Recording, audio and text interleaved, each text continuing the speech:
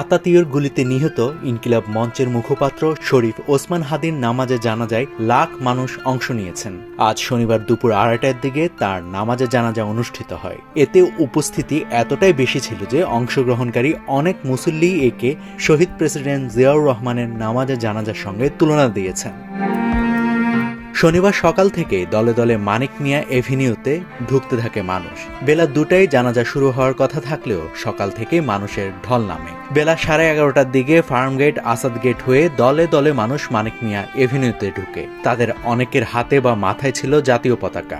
একই সময়ে সংসদ ভবনের দক্ষিণ প্লাজার সামনের মাঠে লোকজন জড়ো হতে থাকেন। ছোট ছোট দল ভাগ হয়ে তারা নানান স্লোগান দিতে থাকেন। তার মধ্যে ছিল, আমরা সবাই হাদি হব, যুগে যুগে লড়ে যাব, দিল্লি না ঢাকা, ঢাকা ঢাকা। হাদির জানাজায় অংশ নেন লক্ষাধিক মানুষ। ঢাকা বিশ্ববিদ্যালয়ের এক শিক্ষার্থী বলেন, শুনেছি জিয়াউর রহমানের নামাজে জানাজায় অনেক লোক হয়েছিল, কিন্তু সে সময় তো আমার জন্ম হয়নি। আমার জীবদ্দশায় দেখা সবচেয়ে বড় নামাজে জানাজায় এটি। স্মৃতিচারণ বা বিভিন্ন আর্কাইভ, ভিডিও ও সাময়িক প্রতিবেদন থেকে জানা যায়, জিয়াউর রহমানের দাফনের আগেও লক্ষাধিক মানুষ একত্রিত হয়েছিল। হাদির জানাজায় কাছাকাছি মানুষ হয়েছে বলে অনেকে ধারণা করছেন। জানাজায় অংশ নিয়েছেন অন্তর্বর্তী সরকারের প্রধান উপদেষ্টা ডক্টর মোহাম্মদ ইউনুস।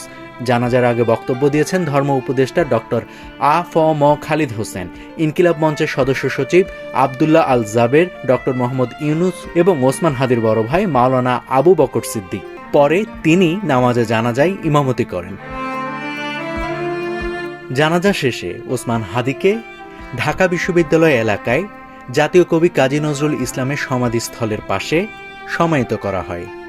নাভিদ হাসান, সোনালী নিউজ।